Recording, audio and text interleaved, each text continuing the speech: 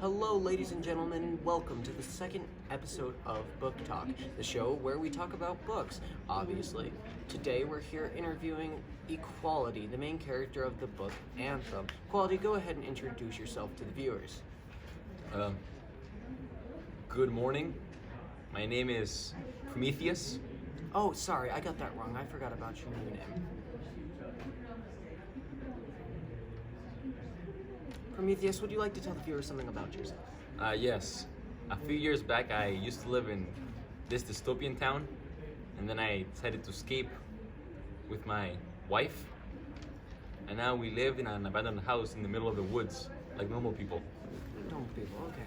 So, moving on with the interview, because we only have limited time in the show, let's start off with the first question. There were theater shows in your town, correct? Yes. Which of them was your favorite to go see? Honestly, they were all pretty bad. They were all awful. So I usually just snuck out of the theater and played with the wires in a tunnel. Personally, I love the theater, but I can understand the repetition getting a little tiresome. Okay, with that, the second question. So, with the new progressive society being built by your hand, do you think you'll ever go and seek out your parents? No, probably not.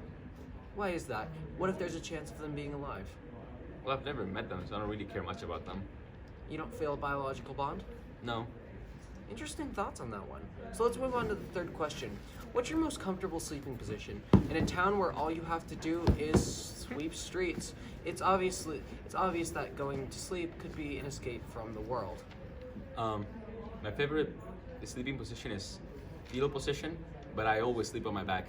Interesting thoughts on that one. Personally, I think sleeping on my side is most comfortable, but everybody has a preference. So moving on with the fourth question. How long do you think it will take till the society becomes as it was in the unmentionable times? 3,801 year and 3 months. Now that's a really specific number. Can I get a reason for it? The unmentionable times were a very, very, very long time ago, and I only really have a house and a bunch of wires to play with to rebuild society from scratch. Honestly, that makes a lot of sense. It's gonna take a while. But that doesn't explain the very specific number. It just happens to be specific, right? Okay. It just tells my soul that it's that number. Tells your soul. So let's move on with the fifth question. Did Liberty suffer any psychological effects from being basically born to breed? Nah, she wasn't born to breed. She was a farmer. She likes wheat, grass, squash. I mean, but being a woman in her society being sent to the house of breeding, do you think it made her fear intercourse because of how business it was as a basically topic? Nah, she never really got to that part. She never went to the house of breeding, as they call it. Do you think the practice as it was in the society affected her? No. Okay, so moving on to the sixth question.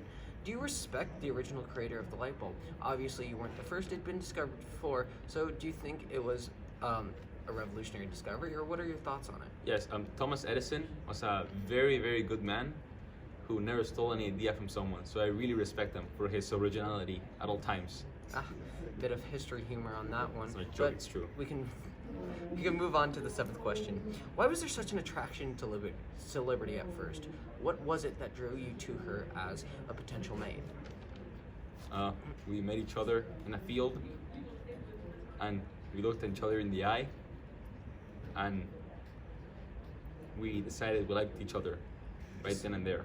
Well, so is it some sort of attraction on a physical level? Do you have a type, or is it more of an emotional bond?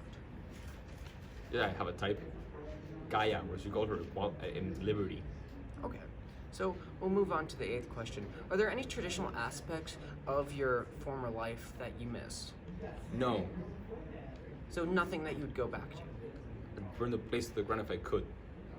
Very aggressive on that one, and that's understandable. So with the ninth question coming the show to basically an end, do you plan to study and decipher who you saw burning when you were young? Well, I don't really know who it is. It's probably someone who learned the unspeakable word.